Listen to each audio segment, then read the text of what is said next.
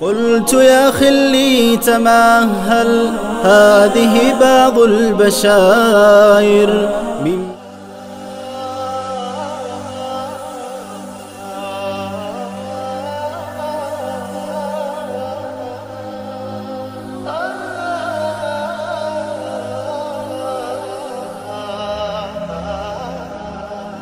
الحمد لله الذي هدانا وأكرمنا وشرفنا وأعزنا بالإسلام.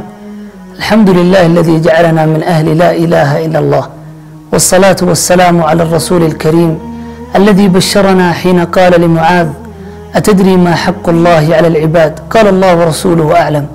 قال: أن يعبدوه ولا يشركوا به شيئا. يا معاذ، أتدري ما حق العباد على الله إذا فعلوا ذلك؟ قال: الله ورسوله أعلم. قال: أن لا يعذبهم. قلت يا خلي تمهل، هذه بعض البشائر كم من تائه، كم من مسكين يتخبط من إله إلى إله ومن دين إلى دين، لا يعرف الله ولا يعرف الإسلام. وإن كنت تريد أن تعرف قدر هذه النعمة فاسأل من كان على غير الإسلام وفي بحور الظلام ثم أسلم.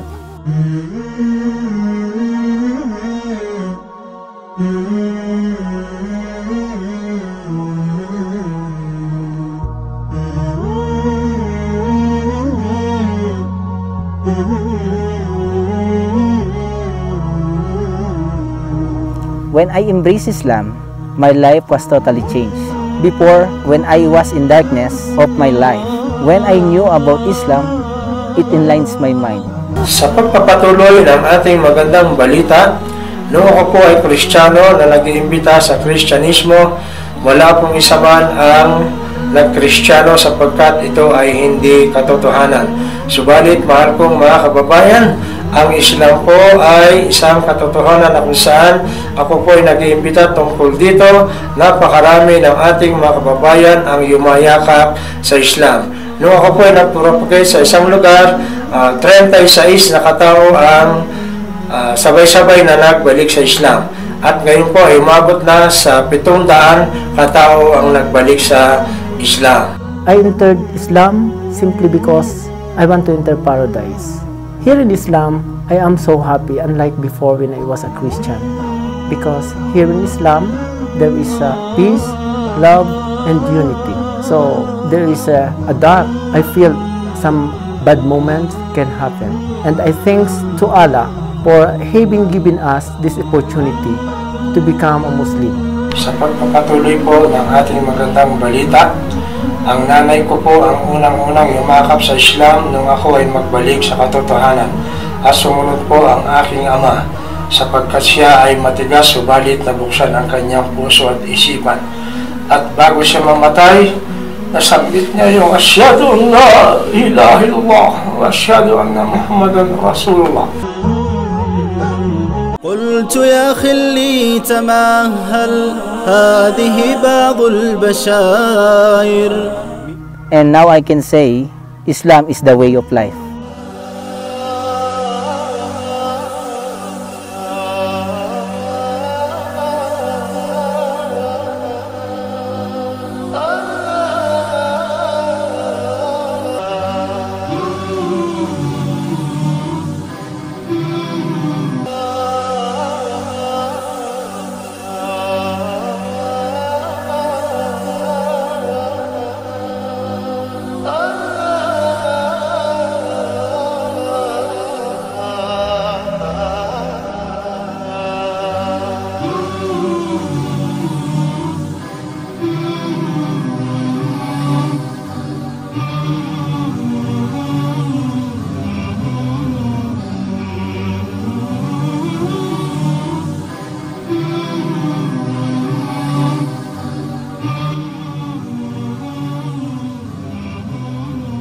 أشهد أن لا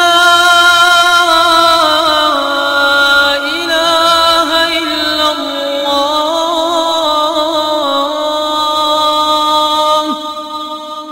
ماذا لو أسلم واحد على يدك؟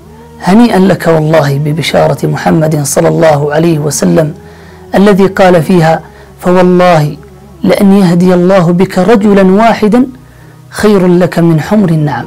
خلق أو ابتسامة أو كلمة طيبة أو تعامل حسن قد يصل بك إلى هذا الأجر العظيم.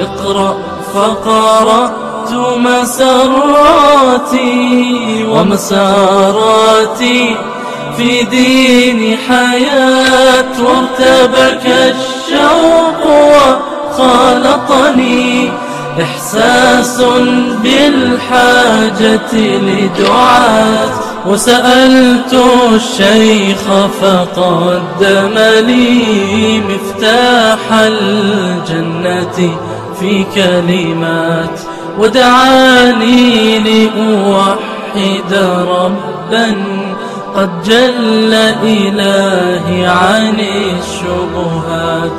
فالآن ولدت على يده والدنيا من حولي نفحات. وأشهد أن محمد رسول الله.